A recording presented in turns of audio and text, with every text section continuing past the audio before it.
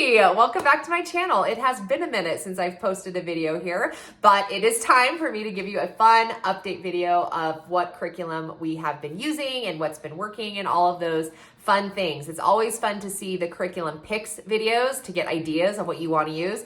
But I personally love the follow-up videos just as much because then I can see how they're actually being used in real time. So that's what this video is going to be. If you did watch those curriculum pick videos back in September, then I'm going to actually just put all grade levels together in this video. And then if there's something that I want to talk more about, then I'll make subsequent videos for that. Things like my book studies specifically, the chapter chats, I'll talk more at length in an upcoming video for those things. But I do want to share with you what's been working, what I'm excited about, what kind of fell off the wagon, all of those kind of good things. So let's go ahead and get started.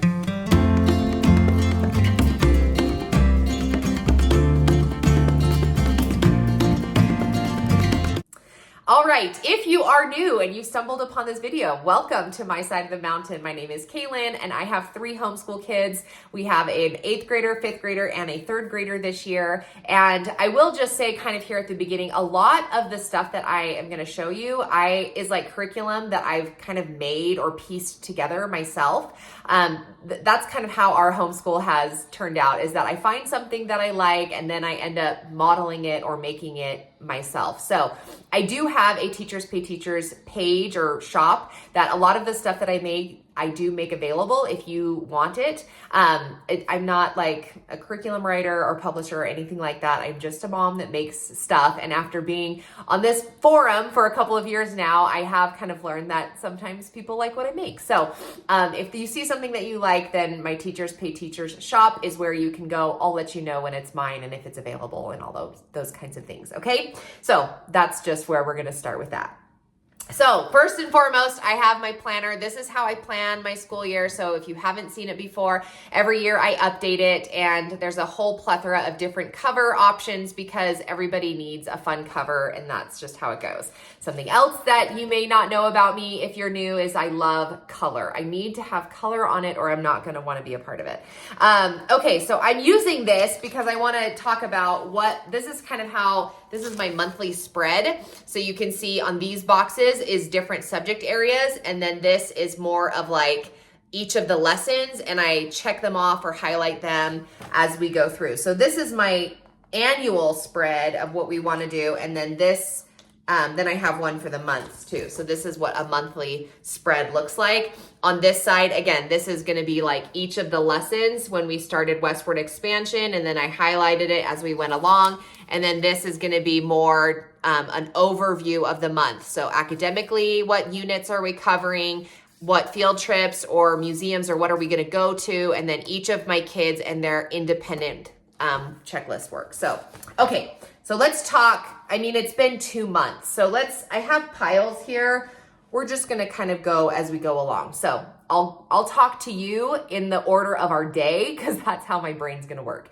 So at the beginning of the day, we have Jumpstart. I started Jumpstart last year, so it's carried over into this year. And it looks a little bit different, quite a bit different than it did last year. It's a much shorter Jumpstart, but this is the time that my kids do before we actually start our official school day, kind of as a jump start to school. Let's get started early. Let's jump early into it, kind of an idea.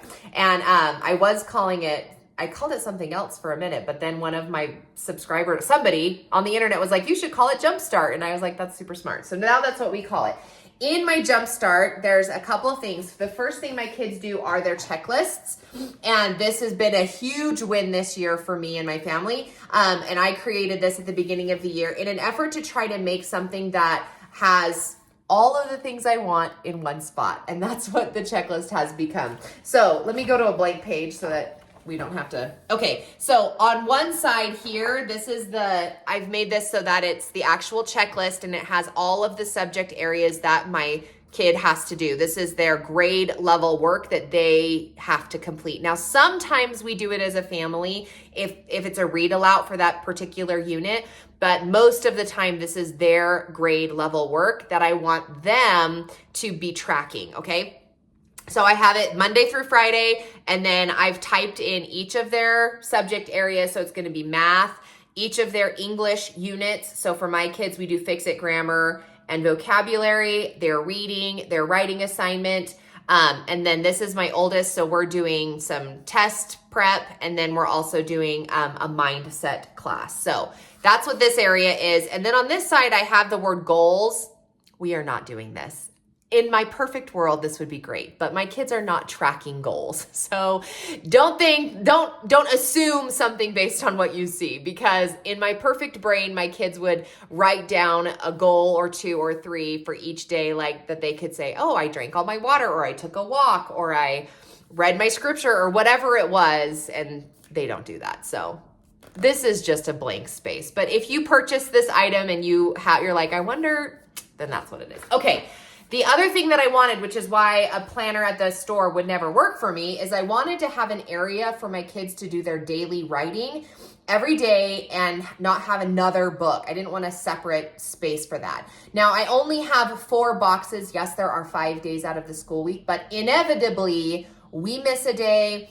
Either the co-op day, we don't do our morning work, or on Friday we skip school or something. Inevitably, we only do, I mean, let's be real, usually we get 3 days if we're lucky. But what it is the kids will write the date, and then I have some copy work. So I have slides that I project onto my television. They're just like, I mean, I create them on, well, I started on PowerPoint is how I started, but then I learned Canva. So now I create the slides on Canva, and on the Canva slide, there's a couple of things on it. If you've seen me on Instagram, then you know what it looks like, but they're all themed for the month. And then I have a chunk of copy work. And these are, most of them are just quotes from people of history that are kind of like motivating, mindset, encouragement type quotes. And I was putting a bunch of scriptures in there initially, and my kids would be copy working a scripture verse. But then when I put them available on Teachers Pay Teachers, then just to kind of make them more secular, I guess you could say, I took the scriptures out. So now we kind of bob around between both of those. But that's what this section is. Oh, and sometimes it's like a quote from a book. Like if we're reading a book, then it's like they would write that down. Okay, so that's what the copy work area is. And it really is just copy work. It's kind of a little moment of mindset thought. It's also, I don't know, just a get your pen to paper kind of an action. So anyway, that's that. And then the second part of the daily task is to write 3 things that they're grateful for. And on my slide this year, I added an attitude of gratitude box that's projected on the TV. And this is to kind of help my kids think of things outside of, I'm thankful for my friends, and I'm thankful for my house, and I'm thankful for food. Because when we started this activity last year, that's pretty much the only thing they wrote every single day. So on the slide, it kind of goes along with the copy work. So for example, I think it goes along with the today in history spot that I have on my slide. And so if the thing in history is that we're celebrating, I can't think of an example, but the attitude of gratitude sometimes goes along with that. So it's like we're grateful for helpers, or we're grateful for service, or we're grateful for clean water, or we're grateful for, anyway. So it just kind of gives them a little bit more of a mindset touch, like, oh, there's more things to be grateful for. So that's what this is every day. So when I do my jump start, the kids get into this first. Monday morning is the big checklist day, because that's when the kids write in all of their assignments that they should be doing that week, the actual lesson number. So like here it says math lesson, and then next to it they should write lesson number 57 or whatever number they're on, okay? So we take a little bit extra time Monday morning, but the rest of the week they just pull this out, and that's what they do on their checklist. The second thing that we do as a part of Jumpstart is their spelling/vocabulary. I am not a proponent. I don't know what words to use. I don't have a testimony of spelling, I guess you could say. I just don't think that learning how to spell is my focus. For me, learning what the words are, especially in my kids' older grades, is much more my focus. Now, my 3rd grader still has spelling lists that are very specific spellings, which are still teaching him those phonetic rules.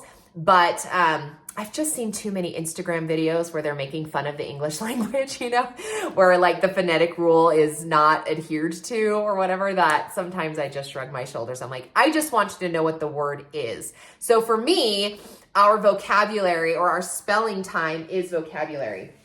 So each of my kids have the Wordly Wise 3000 is the curriculum that I've picked. This is our second year using this book publisher, and I love it.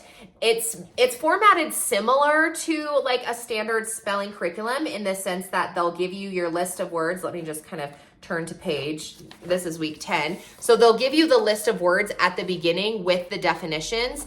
And then the subsequent pages, there are 5 activities where you are kind of familiarizing yourself with that word in context. So the actual definition to that word. It's not spelling, so you're not, filling in the boxes or doing a crossword puzzle or whatever, they do there. But we do activities A through D, and then they do have activity E is this really, good text that you read that has all of the words of the week in context. And then they ask you reading comprehension questions at the end.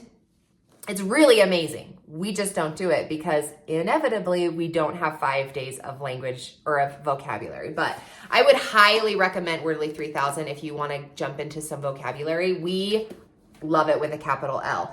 I do try to pull the activity out of the book on occasion. And so one of the things that we do is we have, I just printed out a whole bunch of vocabulary. Now these are all the same page, but they're on different colors. But I purchased a resource on Teachers Pay Teachers, and I don't have it here, but I'm sure if you just looked up vocabulary activities on Teachers Pay Teachers, a billion things would come up. But I just printed a bunch on colored paper, and sometimes they will do this with their list of words for the week instead of the page that's in here. And again, I just have a whole variety of different types of activities. And so this is just the one that I pulled out. So I'll have them do this instead, and I'll just put this on their desk for the jump start. Wednesday is always Wordcraft Wednesday. And this is an activity that we started last year, but it was not sustainable because every week Wednesday would come, or it would be Tuesday night rather. And I'd be like, oh my gosh, I need a craft. So if you're not familiar, so Wordcraft Wednesday is another way to take those words out of the book. So you're not doing the same, type of activity. That was a good way that I showed you that, right? So you're not doing the same kind of activity out of the book, but it's a manipulative, kinesthetic learning kind of opportunity. And I have really artsy kids. They like to cut and paste and glue and color. And so even my oldest, he's a very art-driven student. So this is something that works really well. So what I did to be successful this year is I front-loaded all of our crafts, and I made 5 for each month. So depending on what my mood was, I could pick one of the ones that I want, and it's literally print and go for me now. So I'll have to talk more about how I set up our word crafts because it really is so simple. And I'll tell you, just for the sake of time, we won't jump into it. But these are just my October word crafts. So we have potions and what are these, acorns and bubbles in the potion box or whatever. So, and bats. So I have the kids write the words, and you can't see because he wrote in pencil, but I have the kids write the words on the little shape, whatever it is for that day, and then put them on here. So they're exposing themselves to the word. And then this year, what I added is that I print on the back. And again, this is just a part of my resource. And they do an additional activity. So for this one, they had to choose 5 of the words from their list, and then they had to write how many syllables, what's a rhyming word, and then tell me the word type. Is it a noun, a verb, an adjective, blah, blah, blah. For this one, they had to write their words in alphabetical order. For this one, this was, again, just exposing them to the word. So I had a whole bunch of potions on the back, and the directions said use fun or spooky handwriting, ghost letters, bubble lettering, bold words, blah, blah, blah, to write your words. And then on the bottom, I try to make them write a couple of sentences using those words just so that they can be exposed to it in context. I will say, initially, my 8th grader was kind of ho-hum about getting the work done. But then we jumped into starting his test prep classes that we are doing, which is another topic. But anyway, so we jumped into practicing for the SAT, and many of those questions are vocabulary based. And that's when it clicked for him that he was like, oh, I need to know what these words mean. And that's really where I got his buy-in for it, because now he's a lot more kind of engaged in his activities. And I will say also, even though he's an 8th grader and he's a little grumbly 13-year-old sometimes, his stories are typically the longest. Well, of course, I don't have an example here. He's got one here on the back, but his stories are typically the longest, the most entertaining, the most creative. So even though he complains, he does like that. So that is our Jumpstart day, okay? So they do their checklist and their vocabulary. After that, I have it all written down on my wall here on my whiteboard. After that, then we're going to do, we always do WorldWatch. So here's my plug for WorldWatch. I had heard about WorldWatch for years. I've heard about it from another content creator, and I just never jumped in for reasons that I won't go into, but I just decided that it wasn't gonna be something I wanted to look into. Well, last year, in the middle of the year, I was like, okay, let me just see what it is, because I think it must have been when the election season was coming up that I was like, I think this is something that I can kind of buy into maybe for current events. And anyway, the long of the short of it is that I really highly recommend WorldWatch. I think it's a great current event. It's very, it doesn't like take any particular side concerning the American history or American politics or anything like that. It's very international. They bring up all different kinds of stuff going on. So anyway, I highly recommend it. It's super great. I'll put a link in the description box below. They do have like a quote unquote referral program. So if you click on my link, then it will I will be your referral. And I think I get $5 or something like that. So anyway, just as a caveat, but there's WorldWatch. I love it. You should look into it for sure. Okay, the next thing that we do, and we don't do writing every single day, but I will talk briefly about writing. So in my curriculum picks video, you heard me talk about the Barron method. So I went to a convention, and a homeschool convention, and one of the classes or workshops that I went to was to teach your kids how to write better. And I really was in this space where I was like, well, I have an 8th grader now. I need to figure out how to teach him how to write. And my stance was, I really felt like all of my kids, they are really like, they know what they want to say, but they don't know how to get what's in their brain onto paper to write an academic paragraph.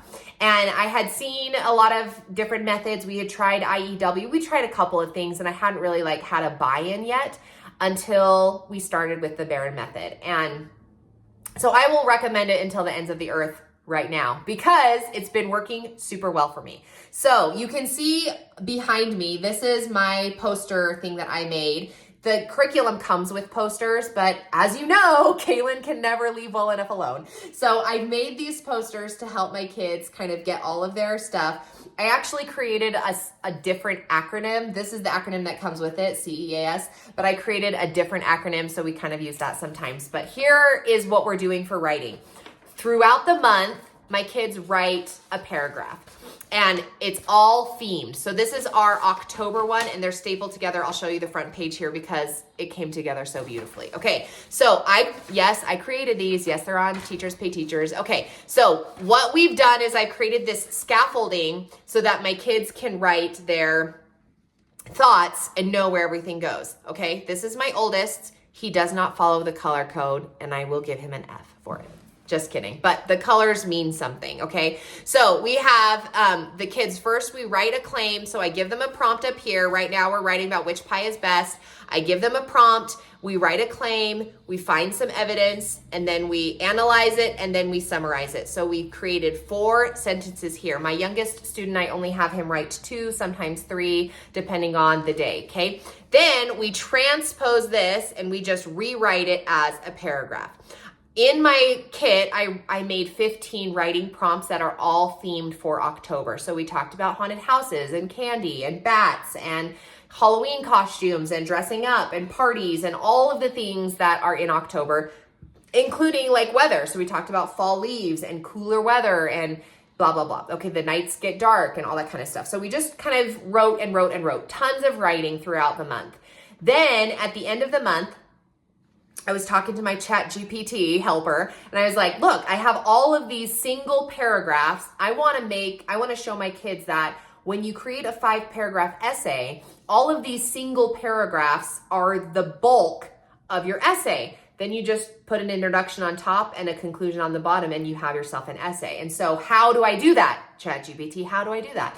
And so ChatGPT came up with this idea that's like, oh, well, you just need to give them a prompt that is very October focused, and then have them pick which paragraphs they want. Put those 3 topics in their topic sentence, plug in each of the paragraphs, slap on a beginning and an end, and you're good to go. So that's what we did. And I taught my kids, okay, so here's your prompt is, why is October full of fun things to do? Let's make a topic sentence out of that. October is full of fun things to love. There are pretty colors outside, falling leaves.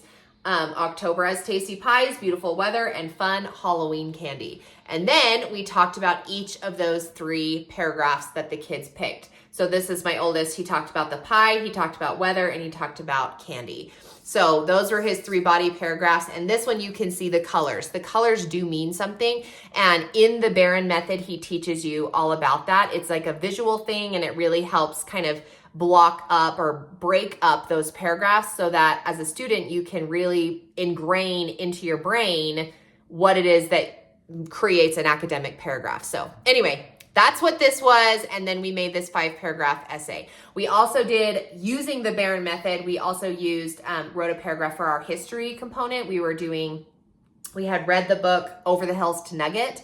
And then at the end of the book, I had my kids write a reader's response essay. Would you have stayed in the mining town, or would you have moved to the ranch, kind of a situation. And so anyway, 10 points to the Barron method. If you are new here and you don't know what I'm talking about, I would highly recommend you look over there, because it has changed my writing game, and it has really brought confidence to me as a homeschooling mom, having no writing experience whatsoever, never being really taught how to write.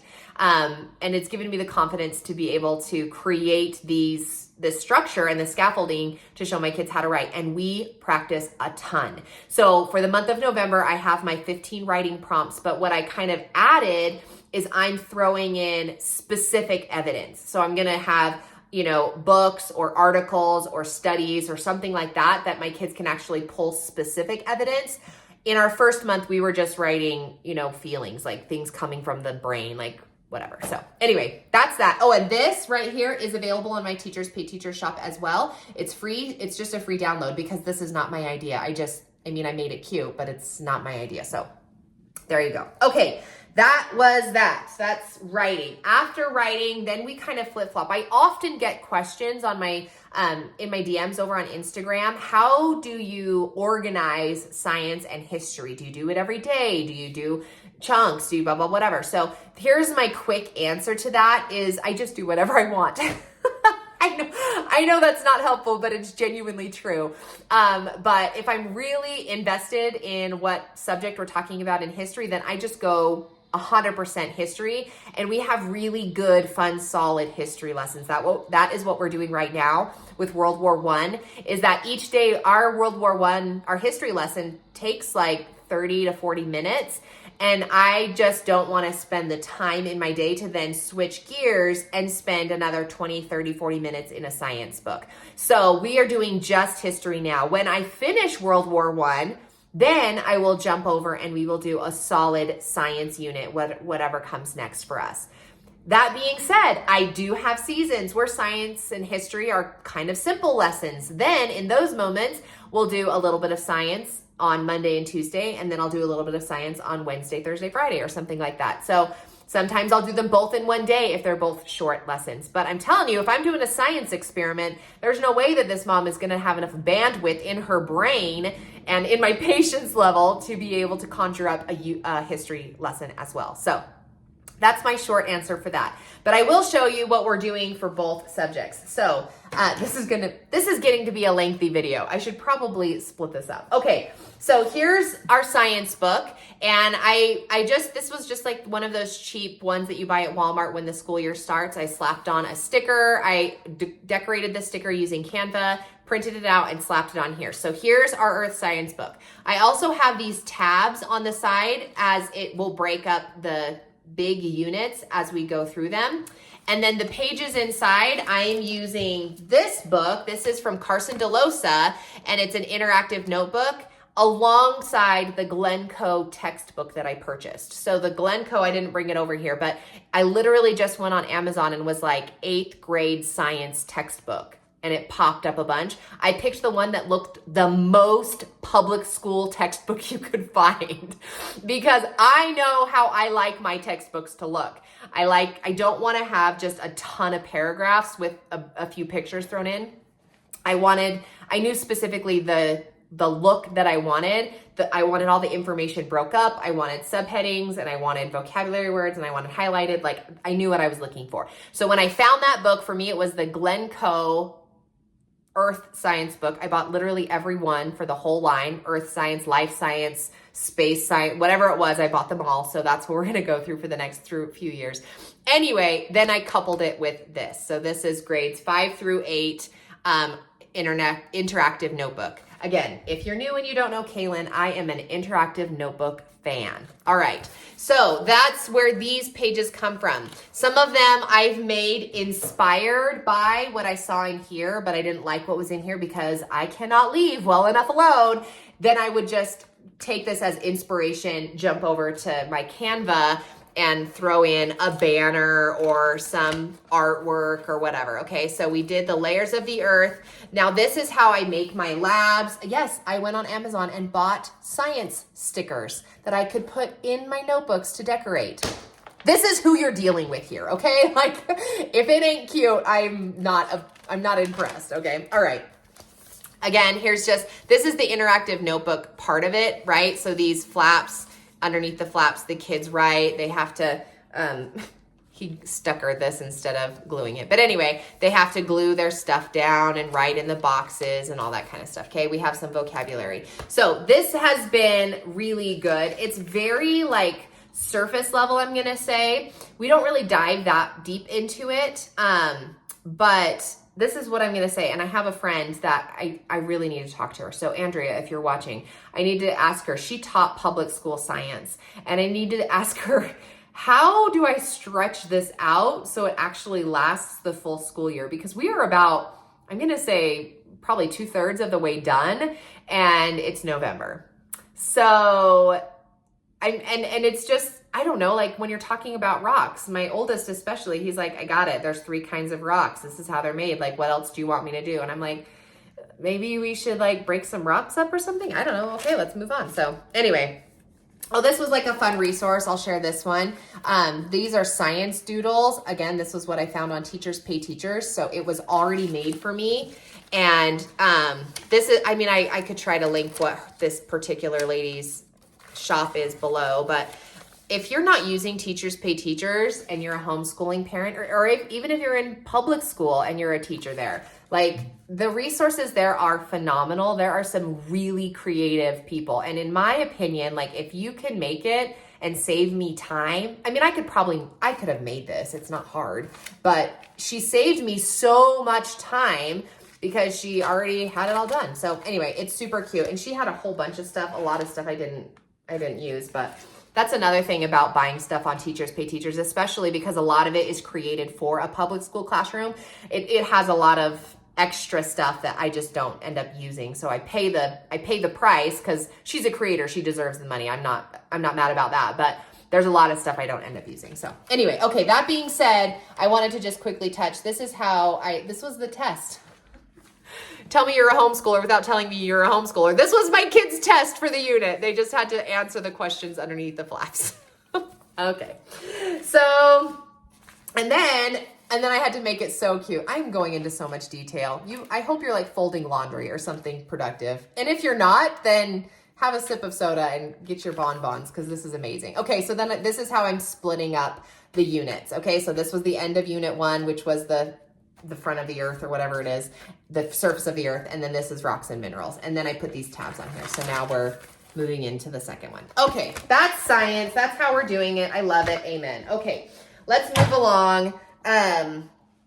Let's talk about history really quick. So history has been great. We started with the westward movement in September. I wanted to finish westward movement in September, and it took me so long because we kept taking breaks and anyway, it just took forever that we ended up skipping the last two. I didn't even finish our whole pocketbook. I just closed the thing and I was like, all right. So I think we did 4 out of 6 pockets. It was fine. I did take my kids up to the Pioneer Museum that's in Salt Lake City, so we saw that. It wasn't exactly what I wanted it to be. It really was just a bunch of artifacts that had been brought across the plains. It wasn't like, I wanted it to be like an informative museum, you know, where you walk through and they have all the graphics and the story and whatever, like some museums do. This one didn't have that, but I wished it did. Anyway, then we moved into the Industrial Revolution. This is the product that I created for the Industrial Revolution. This one is is this my son's or is this one mine? This one's my son's. Okay, so it's just an organizer, a graphic organizer, can we call it? But it was so cute. I was inspired by another creator that did it for a different subject area, but each of these flaps have like the little thing on top. Oh my gosh, could you die? Look how cute that was. Anyway, and then I had the actual page, had boxes that I had organized. So it's an organized note take. So when we learned about Ellis Island, I had the kids write about why did the U.S. government need the immigrant station? What kinds of things did new immigrants need? And then they had to write a journal entry as if they were there. We watched a YouTube video. I had an actual book that we were reading. I talked about this on Instagram when we were actually doing it, but I don't have those books anymore because anytime I buy books, here's a fun tip. Anytime I buy books that are specific to my unit, after I finish it, I donate it to my library. If my library doesn't have it initially, right? So if the library has it, then I'll borrow it from them. But my library is very small, and so they don't have a lot of books. And then, so I just buy, oh, well, this is the one that I want. And then I just finish the unit and I drive it over to them. I'm like, here you go. And they love me. So anyway, so that was this. There's just some fun stuff. And the idea is that it's going to be super colorful, but that my daughter does it really colorful, but he doesn't. So anyway, that was what we did for that. And right now we're going to do World War I. I talked about that. So here's my 2 cents on World War I. I purchased a whole unit from Teachers Pay Teachers, and her shop is called The Classroom Nook, N-O-O-K, The Classroom Nook. And she has all of the subject areas in history. I think she has science. She has something called Linktivities, which are amazing. We're starting our Linktivity on Monday for World War I, but you get a student packet. This is the student packet. And then she has literally everything that you need. So you have like anchor slides. So they're just PowerPoints that I throw up on the board. It has like YouTube video links that you can throw in. She has bulletin boards, but again, this is a piece that I don't print out, but she has them. And then, and the Linktivity is a part of it. Oh, and so anyway, all of that to say that that's what we're doing. And so this is, for example, we did the main causes of war. And then after every lesson, she has this reflection journal page that the kids fill out. So my third grader is actually not doing the paper part of it. He's just verbally a part of the conversation. And I'll tell you why, because A, he's in 3rd grade, and B, I didn't want to rework this whole notebook so that he had something to write as well. So he's in it for the verbal, and he's actually picking some stuff up. But this particular unit, World War I, he's kind of just listening more than anything. Okay, I'll just show you. This was the other thing that was included. I had to print them out and put them on these folders, but now I have them, so I'm going to pass them over to my friend who's also using this. But I'm like, at least you don't have to print it out. Anyway, the point is that this was some independent learning, that the kids had to read it and then fill everything out in their student notebook. And then when they were finished, we came together and talked about it all together. So that was great. I'm feeling so good about it. Like, they're learning exactly what they need to learn. And when I taught my classes, when I was in public school, that was my real, that was my thing, is I was like, look, you don't have to remember every battle or every name or every leader or anything like that. Like, I just want you to understand, why did the war start? Kind of the spark of the war, I guess you could say. I mean, most people don't remember how World War I started, but because I taught it a billion times, I just know it. But I did have my kids know it when I taught public school. And then, like, big things. So I'm going to talk to my kids about trench warfare. We're going to actually build a trench warfare model. So I'm very excited about that. Anyway, so lots of things coming up for history, but that's kind of the general consensus. So anyway, this is getting to be very long. So I'm actually going to wrap up my thoughts here. And then in my next video, I'm actually going to talk to you at probably the same amount of time, our book studies and how our book studies are going. So the next video will be our language arts. Well, I guess we already did writing and we did vocabulary. So I'll just talk about book studies and how I integrate book studies into my class, how I build them, all of that kind of good stuff, because again, that's another pillar to my curriculum that really I love, and I think it's been wildly successful. So we'll talk about that in the next video, which will come out next week. But as always, thank you so much for following along in my YouTube channel. And a free way that you can support the channel is just by hitting that like button. If you throw a comment in the comment section, that always is so fun to read when people are here. And if you have anything that was helpful for you or you want to look into it, check the description box below and I will try to put as many links in there as I can remember that I talked about. But just so that you know, it is just me. I am a one-man band over here on my YouTube channel. I don't have any additional help. So sometimes I forget things and things aren't perfect. But anyway, I always appreciate having you around here in my classroom, and we'll see you in the next one.